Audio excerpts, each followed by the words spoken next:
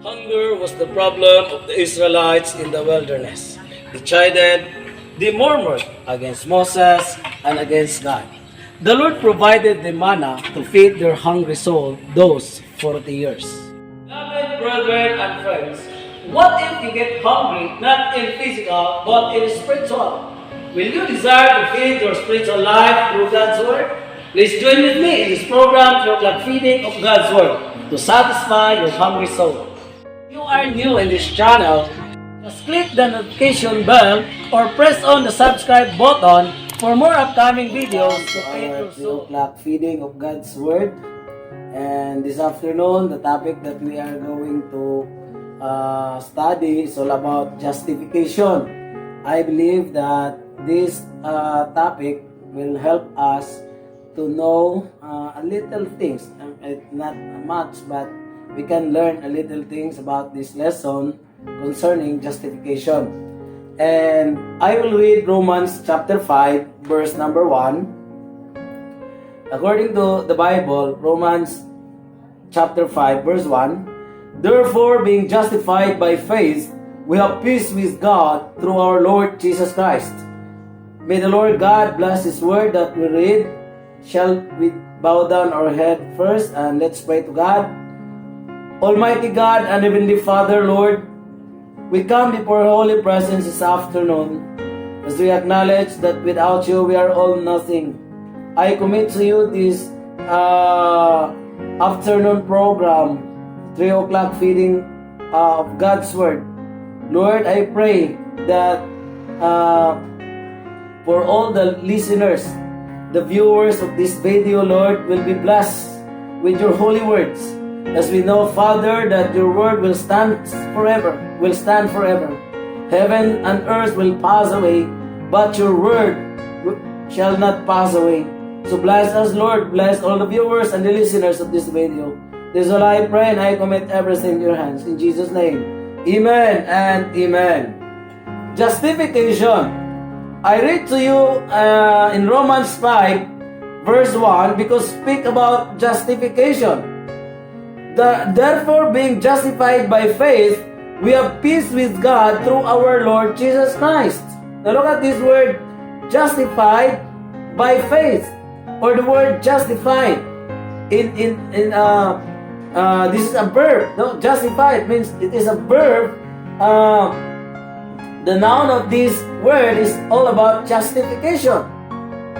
You know what? Law and justice demanded the death. Law and justice demanded the death penalty for every sin.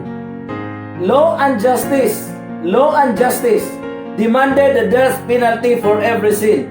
That is what the Bible says in Ezekiel chapter 18, verse 20 to 21. Ezekiel chapter 18, verses 20 to 21. It says, the soul that sinneth, look at this, the soul that sinneth, it shall die. The son shall not bear the iniquity of the father, neither shall the father bear the iniquity of the son. The righteous of the righteous shall be upon him, and the wickedness of the wicked shall be upon him. But if the wicked will turn from all his sins that he hath committed, and keep all my statutes, and do that which is lawful and right, he shall surely live, he shall not die. Now look at verse number 20. The soul that sinneth, it shall die. So it's very clear that in the Bible, particularly when God deals with Israel, with the Israelites people, He said that the law and justice demanded the death penalty for every sin. And you know what? The mercy of God yearned to rescue the offender in the interest of love. It's an amazing thing for us, brothers and sisters, my friends in FB. It is an amazing thing. It is an amazing thing happened because the mercy of God yearned to rescue the offender. Who are the people that God will go to rescue? The offender. the sinner, the sinful man, God will rescue in the interest of love. So the reason why in John 3:16 it says, John 3:16, the Bible says, "For God so loved the world, that He gave His only begotten Son, that whosoever believeth on Him should not perish, but have everlasting life." Now listen, brothers and sisters. God loves the world. God loves you. He loves you. The reason why He gave His Son, His only Son, Jesus Christ, that those who believe in Him, they will never perish, but they have everlasting life. So the mercy of God yearned to rescue the offender in the interest of love. Now, look at Titus chapter 3, verse number 5. Titus chapter 3, verse 5. What the Bible says in verse number 5, "Not by works of righteousness which we have done, but according to His mercy He saved us, by the washing of regeneration and renewing of the Holy Ghost." Now look at this. Not by works of righteousness which we have done, but what? But according to His mercy He saved us. So it's all about the mercy of God. Yearned to rescue the offender in the interest of love. Now folks, let us study about the definition of justification. The definition of justification. The Bible says in Greek word, the Greek word of justification means dikaiosis. In noun word. Justification in Greek, dikaiosis. Noun. In a verb, dikaio, which means to show, to be righteous, or to declare righteous. When we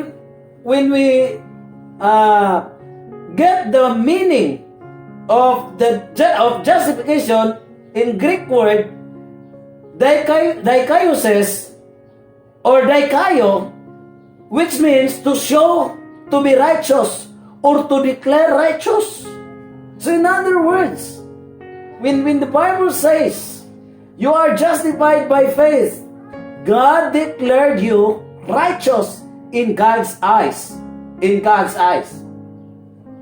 Because another meaning of justification is the judicial act of God to declare the sinners righteous in His eyes and to make the sinners free from guilt and punishment. So when we say justification, in Greek, dikaiosis, which means to show, to be righteous, or to declare righteous, and then it is the judicial act of God to declare the sinners righteous in His eyes. So it means you are righteous in God's eyes. I am righteous in God's eyes. And to make the sinners free from guilt and punishment. So that is what justification means. In Romans chapter 4, verse number 3 and 5. Okay, I will read to you. Romans 4, verse 3. "For what saith the scripture? Abraham believed God, and it was counted unto him for righteousness." Now listen, brothers and sisters. The Bible is very clear and understandable. What makes Abraham righteous in the eyes of God? It is his faith. Because he believed in God. He believed the Lord. The reason why God declared him righteous in His eyes. God justified Abraham because of his faith. Because of his faith. So, see, it is the judicial act of God to declare the sinners righteous in His eyes, or another thing, or to make the sinners free from guilt and punishment. Free from guilt and punishment. So what an amazing grace that God has given us, brothers and sisters, to be justified judicially by God. In verse number 5, Romans 4, it says, "But to him that worketh not, but believeth on him that justifieth the ungodly, his faith is counted for righteousness." Okay, listen. It's very, what we call this one, it's very important message concerning the meaning of this word justification. Listen, brothers and sisters. The Bible gives us a clear and understandable message. Abraham is justified by God, not by works. Is it clear? Abraham justified by God, not by works. Because that is what the Bible says. And in verse 5, you can see, "But to him that worketh not." Now look at that. To him that worketh not. It means nothing to do. They do nothing. To him that worketh not, but believeth. Worketh not, but believeth on him that justifieth. To whom he believed? To whom he believed? He believed to the one that justifies the ungodly. Okay? Is it clear? The Bible says, "But to him that worketh not, but believeth on him that justifieth the ungodly." That just worketh not, but believeth to him that justifieth the ungodly. His faith is counted for righteousness. Okay, so again, do you understand clearly the meaning of justification? So I give you the word, the Greek word of justification, dikaiosis, which means to show to be righteous or to declare righteous, or it is the justification is the judicial act of God to declare the sinners righteous in His eyes and to make the sinners free from guilt and punishment. So it's only by faith, not by works. Okay? If you want to be righteous in the Lord's eyes, do nothing but believe on the Lord Jesus Christ. Okay? Because it is the Lord that will declare you, that will declare righteous. It is the Lord that will declare the sinner righteous in His eyes. Okay? Now, number 2, the means of justification. What are the means of justification? It's very important to understand also about the means of justification. And what are the means? The means of justification is, number 1, by grace. It is by grace. Okay? Is it clear and understandable to you, brothers and sisters, and my friends here in FB? The means of justification is by grace. What grace means? Grace means it is an unmerited favor from God. What is unmerited favor from God? Unmerited favor means you are not deserving, I am not deserving, I am not worthy, you are not worthy of God's love, of the heaven's home or heavenly home, but God gave it to us. I am not worthy to be called God's sons or God's son. I am not worthy to be called His son. I am not worthy to be called His child because I'm a sinner, but because of God's mercy, He justifies me. It means God looks on me righteous in His eyes because of His grace. Not because of me, not because of what I do to Him, but because of the grace of God. Now look at Titus chapter 3 verse number 7. Titus chapter 3 verse number 7. And I will read this to you, brothers and sisters. Okay? 7. That being justified by His grace we should be made heirs according to the hope of eternal life. Now look at this. That being justified by His grace. What are the means of justification? Number one, by grace. You are justified by God. You are justified in God's eyes through grace. By grace. Not by works. Not by works. Not by your identity. Or again, the position that you have. The possessions that you have. The position that you acquired is not by the means of justification. You cannot found the means of justification through that. Okay? So, the means of justification is by grace. For by grace, we are justified. We are justified. Another means of justification, in Romans chapter 5 verse 9, I believe I read already this verse in my previous video, but I would like to read this again to you. Romans chapter 5 verse 9, much more than being now justified by His blood. Now look at this. Much more than being now justified by His blood. So, what are the means of justification? By His blood. By the grace of Christ. By the blood of Christ.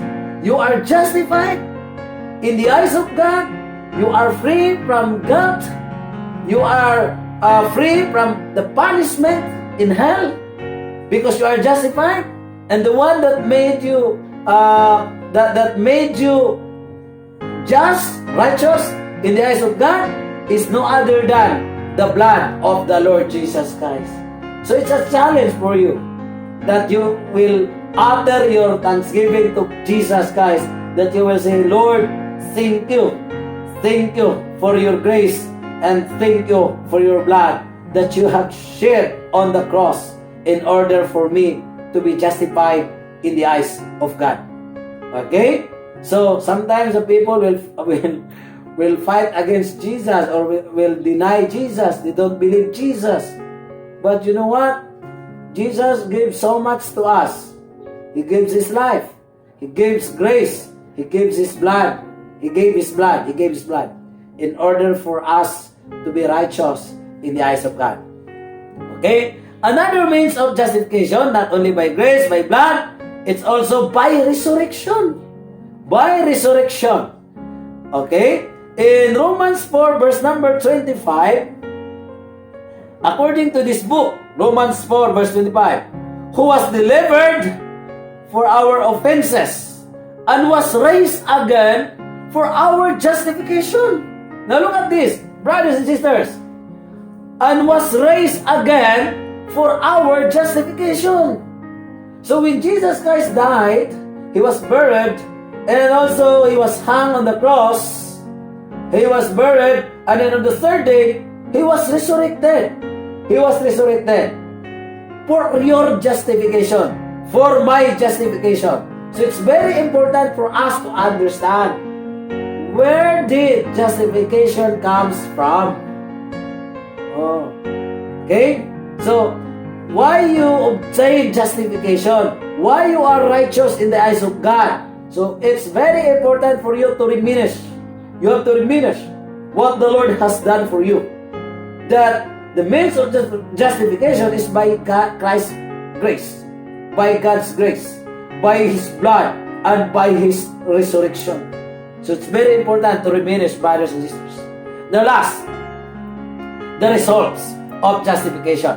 So, we studied definition of justification, the means of justification, and then the last one is the results of justification.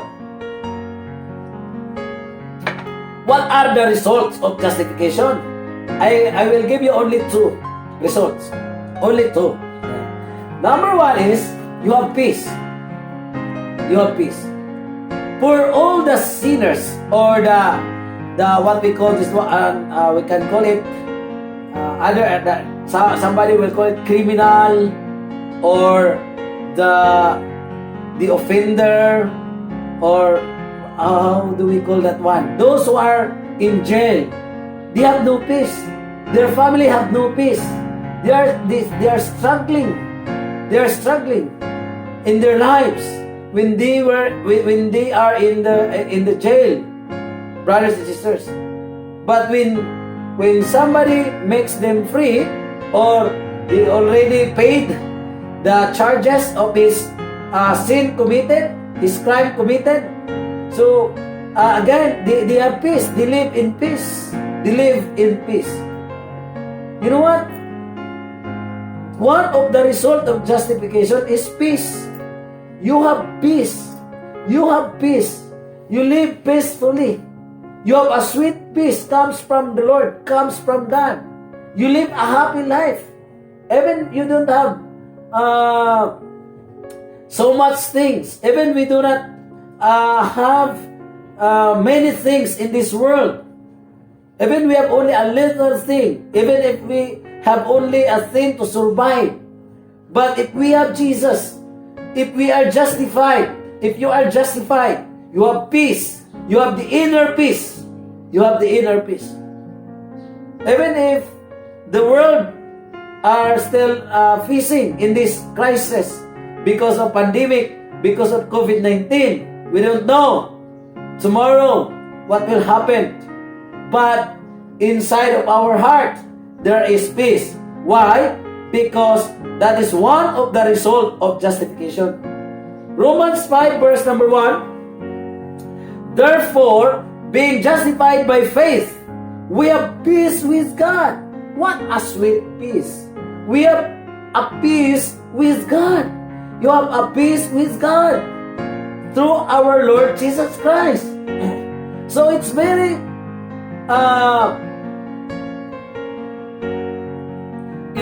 encouraging for us to know this, that when we are justified, we have peace, the inner peace inside of our heart, that no matter what happened in this world, we have a peace in our heart. We have a peace in our heart that one day our God, whom we believe, this God will never leave us nor forsake us. Brothers and sisters, my friends here in FB, God will never leave you nor forsake you. Just believe in God. So there is peace. There is peace in your heart. That peace comes from God when you are justified. Number 2, you have an access. Imagine the access. Imagine the access. Brothers and sisters, even if until I die, I have no access in the Malacanang Palace. Even until the last breath of my life, I believe I cannot go on that place. Because I don't have an access in that place. That is not my place. But in heaven, I have an access in heaven. I have an access to the Father. I have an access to God. And this access comes from Jesus Christ when we are justified. When we are justified. So imagine if you have an access to the Father. Imagine if you have an access to heaven. It's hard for us to visit the Malacanang Palace or to enter the Malacanang Palace. I don't think so that I can enter in that place. I don't believe in that. But regardless, if I have no access in that place, but I have an access in heaven, that's a very blessing for me, brothers and sisters. So it's very important to be justified because we have an access to the Father, access to heaven, access to heaven. You know what? In Isaiah, the one that will block the access is our sins. Isaiah chapter 59 verse number 2. Bible says, but your iniquities have separated between you and your God, and your sins have hid his face from you that he will not hear. Look at verse number 1. Behold, the Lord's hand is not shortened that it cannot save, neither is it heavy that it cannot hear. It is a figurative speech of the Bible. It is a figure of speech. We call it anthropomorphic or anthropomorphism, which means ascribing God bodily, that God has ear, God has hand, and then the Bible says the Lord's hand is not shortened, that it cannot save, neither is air heavy, that it cannot hear. But your iniquities have separated between you and your God, and your sins have hid his face from you, that he will not hear. So the one that will block the access is your sins. But God is able to get out, or to get that block out from your way, from your way to heaven, or to go to heaven, brothers and sisters. The anthropomorphic statement in Isaiah could be erased. What the Bible says in Isaiah 1, chapter 1, verse 18. Come now, and let us reason together, saith the Lord. Though your sins be as scarlet, they shall be as white as snow. Though they be red like crimson, they shall be as wool. Now folks, listen. The Bible says, come now, and let us reason together. Come now, and let us reason together. Though your sins be as scarlet, though your sins be as scarlet, what the Bible says, they shall be as white as snow. So, the anthropomorphic in Isaiah chapter 59 statement, no, the anthropomorphic statement of God in the Bible, there is a block of access, but God is able to get away that block and give you an access to heaven, access to God. And remember, Romans 5 verse number 2. Romans 5 verse number 2, by whom also we have an access by faith into this grace, wherein we stand and rejoice in hope of the glory of God. Okay? So what the Bible says, puto lagi ka ang akong live. Okay, so I am hoping that you get some lesson concerning justification this afternoon, because I know that the Word of God will continue to enlighten us and to encourage us in our daily endeavor as a Christian, as a servant of the Lord. So hopefully that right now you are justified. Remember the three means of justification. It is by grace, it is by blood, it is by the resurrection of Christ. So you must believe on the Lord Jesus Christ in order for you to be justified or to be declared in the eyes of God righteous. Let's pray. Almighty God and Heavenly Father, Lord, thank you so much for the message that you have given to us this afternoon. It was all about justification. I pray for the listeners, Lord. Bless them spiritually. Bless them, Lord, as we continue to serve you, as they continue to serve you, Lord. Be with them, Lord, especially in this time of pandemic. Cover them with your hands, Lord. Sanitize their bodies with your blood, Lord, that even this virus cannot touch them, neither can harm them. Lord, I commit everything to your hands. In Jesus' name, amen and amen. Thank you. God bless and bye. If you are new in this channel, just click the notification bell or press on the subscribe button for more upcoming videos to feed your soul. Thank you. God bless. Bye.